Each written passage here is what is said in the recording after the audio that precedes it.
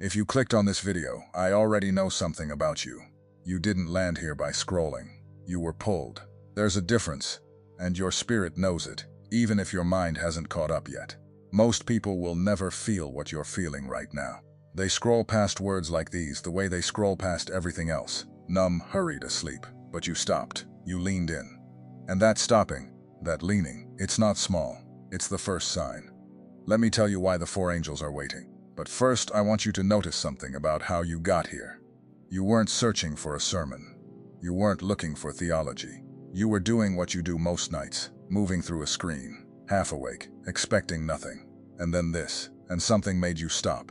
Be honest about that. Out of everything that flew past you tonight, this is what your spirit reached out and grabbed.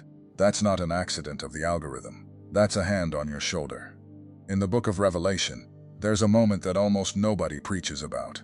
Four angels stand at the four corners of the earth, holding back the winds. And another angel rises from the east, carrying the seal of the living God. And this angel cries out with a loud voice, "Do not harm the earth or the sea or the trees, until we have sealed the servants of our God on their foreheads." Until. That word should stop your heart. The winds are held. The judgment is paused. Heaven itself is waiting, not for the world to fix itself, not for the powerful to repent, but for a specific number of people to be sealed. 144,000. And here's what most people miss. The waiting isn't passive. The angels aren't standing there bored. They're straining. They're holding back something enormous, and they will not let go, not until the count is complete. Think about that for a second. The end of an age is on hold, because heaven is still searching for certain hearts. And if you're watching this, if your chest is tight right now, and you don't know why, maybe the search has reached you. I'm not going to tell you that you're one of them. That's not mine to declare. But I am going to walk you through 7 signs. 7 markers that show up in the lives of people who carry something sealed, something set apart, something that was placed in them before they ever drew their first breath. And by the end, you'll know whether these signs are describing a stranger or describing you. Let's begin. The first sign is this. You've always felt like you were waiting for something you couldn't name. You know this feeling. It's the restlessness that follows you even on good days. You can have the job, the family, the house, the Sunday morning routine. And still, in the quiet, there's this ache. This sense that you were made for something that hasn't arrived yet. People around you seem content with the ordinary. They build their lives and settle in. But you can't settle. Something in you keeps scanning the horizon. Most people are told this is a problem. They're told to be grateful, to stop dreaming, to accept their lot. But I want you to hear me, that ache is not dysfunction. That ache is a homing signal. It's the part of you that remembers it was sealed for a purpose, calling out to a future that hasn't unfolded yet. Think of Abraham. He was an old man, comfortable, established in the land of his fathers. And God said, "Leave. Go to a place I will show you." Not a place he named, a place he would show. Abraham had to walk out of everything familiar, carrying nothing but a promise and a pull. And the people around him surely thought he'd lost his mind. But Abraham felt the same thing you feel, that he was waiting for something that didn't have a name yet. So he went. Let me say it another way, because I want this to reach the place it's meant to reach. You've probably tried to fill that ache with everything the world hands you. A bigger paycheck, a new relationship, a move to a new city, a new ministry, a new project, a new resolution every January. And each one worked for a little while. The ache went quiet. You thought maybe this was it. And then a few months later it came back, just as strong, whispering the same thing it's whispered your whole life. There's more. You weren't made to stop here. Keep going. I used to think that ache was a curse. I used to envy the people who seemed satisfied, who could plant themselves in an ordinary life and feel full. I'd ask God why he couldn't just let me be content like everyone else. And one day it hit me. He couldn't let me be content because contentment with the small thing would have killed the big thing. The ache was his mercy. It was the leash that kept pulling me back toward a destiny I kept trying to abandon for something easier. If you've spent your whole life with a quiet certainty that more is coming, that's not restlessness, that's recognition. The sealed always feel the seal before they understand it. It shows up as longing long before it shows up as clarity. And here's where it gets real. The second sign is harder to talk about, because it touches a wound. The second sign is that you've often felt alone, even in a crowded room. You can be surrounded by people who love you, your family, your church, your friends. And still there's this glass wall. You hear them, you laugh with them, you love them, but a part of you stays separate, untouched, like you're speaking a language they don't quite hear, and they're speaking one you've learned to fake. For years, you might have thought something was wrong with you. You watched other people connect so easily, fit in so naturally, and you wondered why it was always a little harder for you. Why you felt things deeper. Why a conversation that left everyone else fine left you carrying something for days. But listen to me. The people God sets apart are almost always lonely first. Not because they're broken, because they're being prepared. You cannot hear a still small voice in a room full of noise. So God lets the room go quiet around certain people. He lets them feel the separation, so that when he finally speaks, there's nothing competing for the sound. Think of Elijah. For the greatest victory of his life, fire falling from heaven, he ran into the wilderness and sat under a tree and wanted to die, completely alone. And it was there, not in the crowd, not in the triumph, but in the loneliness that God came to him, not in the wind, not in the earthquake, not in the fire, but in a whisper, a still, small voice that only a man emptied of every distraction could hear. Your loneliness was never punishment. It was the hush before the whisper. It was heaven. Thanks. Clearing the room so you could finally hear the one who's been trying to reach you your whole life. And I want you to hear something else, because I know this one cuts deep. The loneliness of the chosen isn't the loneliness of people who have no one. You might have a full house, a loving spouse, children who adore you, friends who drop everything for you, and still that quiet separation sits inside you, and it almost makes you feel guilty. Because how can you feel alone when you're so surrounded by love? Here's the answer. You're not lonely for company. You're lonely for understanding. There's a chamber inside you that God reserved for himself, a room only he was ever meant to fill, and no human being, no matter how much they love you, can get inside it. People keep knocking on that door, and you keep wishing they could come in, but they can't, because it was never theirs. That room was built for the voice of God, and the day you stop trying to fill it with people and finally let him in, the loneliness you've carried for decades will turn into the deepest intimacy you've ever known. The third sign, and this one surprises people, the third sign is that pain seems to find you, more than your share of it. I'm not going to sugarcoat this because you'd see right through it. The people who carry something sealed often walk through fire that others never touch, loss that comes too early, betrayal from the people who should have protected you, seasons of suffering that felt unfair, disproportionate, like the weight was always heavier on your shoulders than on anyone else's. And maybe you've asked God about it. Maybe in the dark you've whispered, "Why me? Why does it always seem to be me? Why does the breaking keep coming back to my door?" Here's a truth that took me years to understand, and I'll say it plainly. Heaven does not waste suffering on the chosen. Every fire you walk through was burning something off you, something that would have gotten in the way of what you were made to carry. The pain wasn't random, it was forging. Think of Joseph, thrown into a pit by his own brothers, sold into slavery, lied about, imprisoned, forgotten by the men he helped. Years of suffering that made no sense in the moment. And yet, every single chamber of that pain was leading him to the throne of Egypt, to the position where he would save nations from famine. When his brothers finally stood before him, terrified, Joseph said, "You meant it for evil, but God meant it for good." That's the secret hidden inside your scars. You meant it as evidence that God abandoned you. He meant it as the very thing that would qualify you. The people who feel everything, who've been broken in places others never even bruise, those are the people heaven trusts with weight, because they've been proven in fire. And let me tell you what the fire actually does, because most people misunderstand it. They think suffering is meant to teach you a lesson, like a punishment with a moral attached. But that's not how heaven uses it. The fire doesn't teach. The fire removes. It burns off the pride that would have made you unusable. It burns off the self-reliance that would have kept you from leaning on God. It burns off the soft places that would have caved the first time real pressure came. By the time someone has walked through what you've walked through, there's a strength in them that comfortable people simply do not possess. You can't fake it. You can't learn it from a book. You earn it in the furnace, and the only people who have it are the ones who've been there. So when you look at your scars tonight, don't look at them with shame. Look at them like a soldier looks at the marks of every battle survived.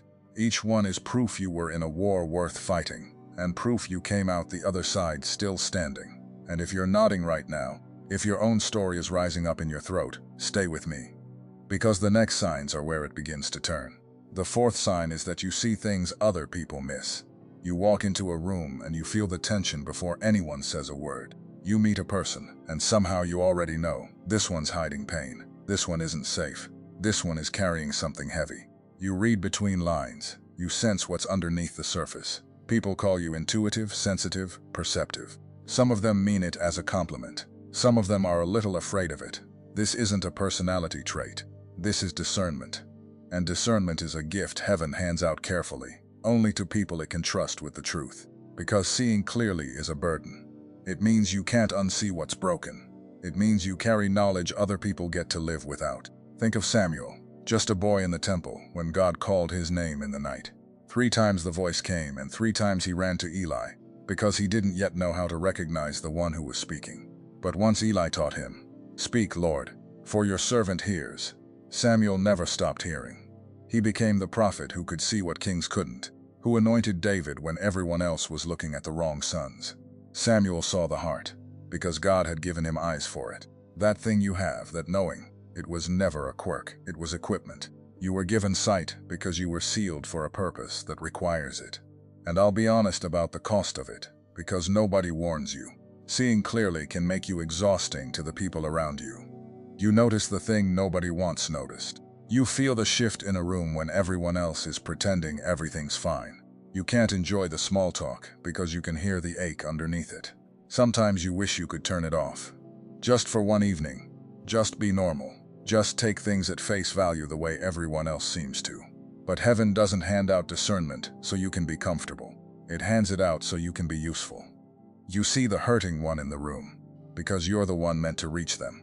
You feel the danger because you're meant to warn.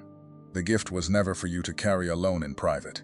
It was placed in you for the sake of the people God is going to put in your path. What feels like a burden tonight is going to be somebody's rescue tomorrow.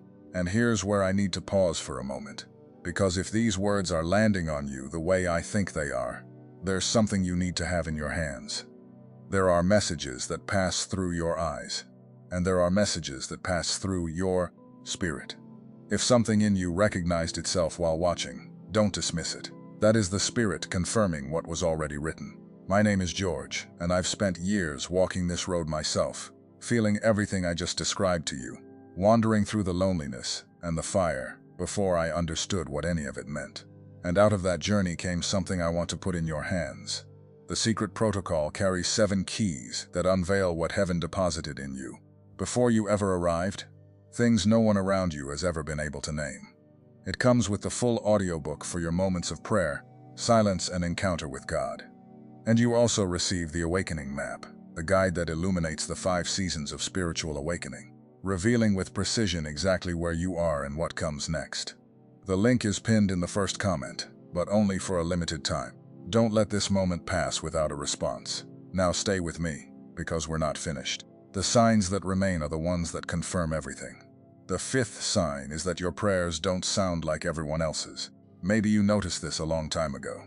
When you pray, you don't just recite. You don't just ask. Something rises up out of you that you didn't plan. Words you didn't rehearse. There are moments when you're praying for someone, and you suddenly know what to say, like it's being handed to you mid-sentence. There are nights you wake up at the same hour with a name on your heart, and you don't know why, but you pray for that person until the weight lifts. People who carry a seal pray differently, because something in them is wired straight to the source. It's not performance. It's not religious habit. It's intercession. The deep groaning that the Spirit Himself prays through you when you don't even have words. Think of Hannah, standing in the temple, her lips moving but no sound coming out. The priest thought she was drunk, but Hannah was pouring out her soul so deeply, from a place so far below language, that the words couldn't even form. And out of that prayer came Samuel, the very prophet we just talked about.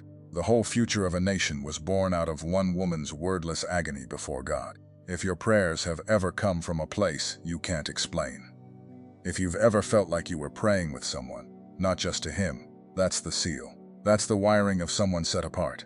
The 6th sign is that the enemy has worked overtime to stop you. I want you to look back over your life for a moment. The strange resistance. The way good things seem to fall apart right before they finished. The way doors slammed at the worst possible time. The accusations, the discouragement, the voice in your head that's been telling you for years, that you're not enough, that you'll never amount to anything, that your faith is fake and your calling is imaginary. Here's what I've learned, and I want you to write it on your heart. The enemy does not fight empty wells. He fights the ones with treasure inside. Nobody guards a vault that holds nothing.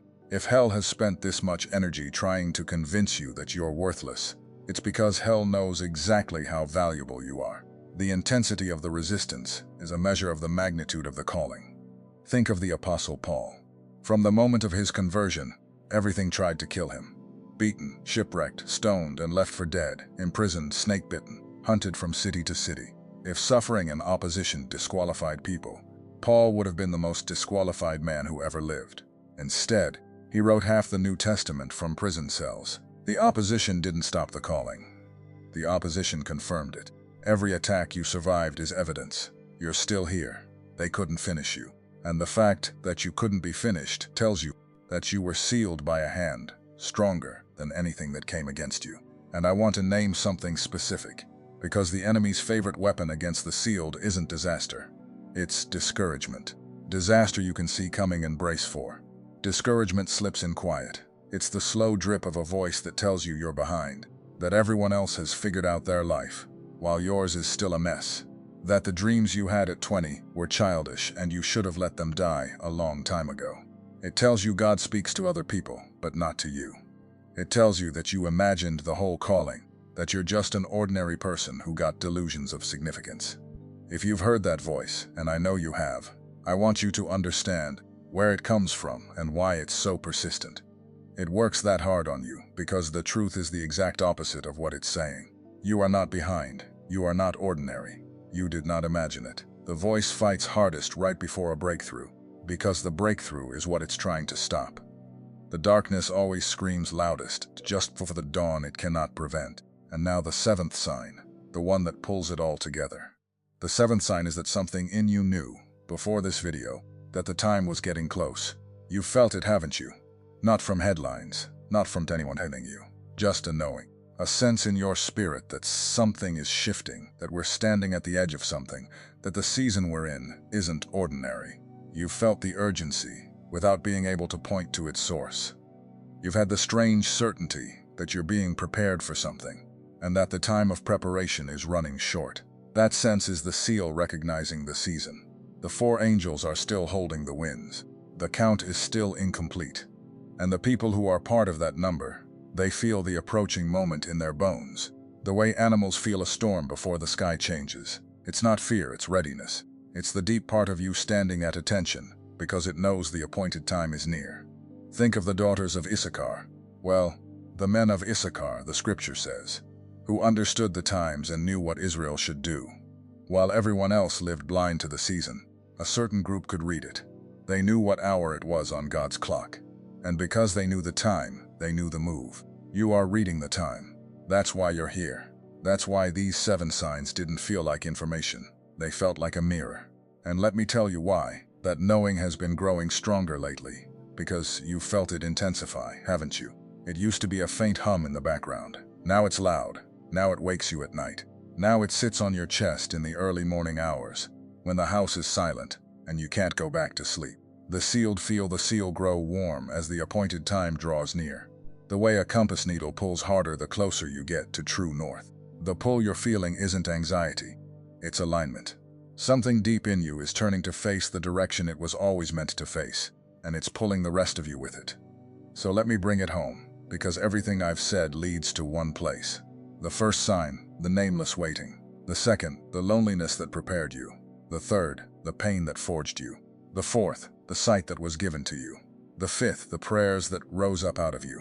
The sixth, the resistance that proved your worth. And the seventh, the knowing in your spirit that the time has come.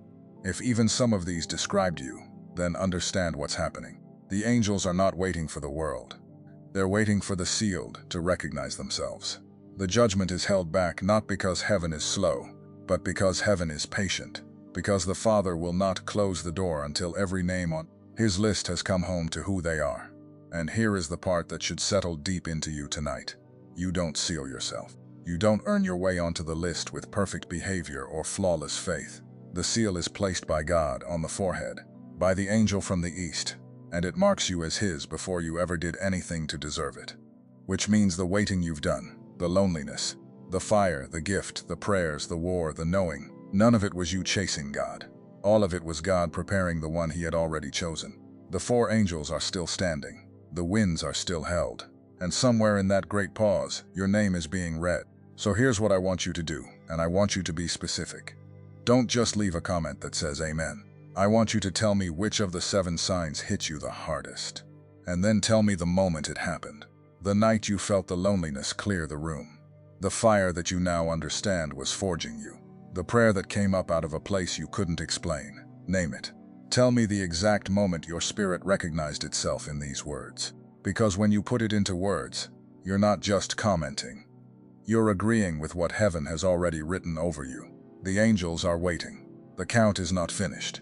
And the fact that you made it all the way here, all the way to this final word, tells me your name might be closer to the top of that list than you ever dared to believe. Write it down. Tell me which sign. Tell me the moment. I'll be reading.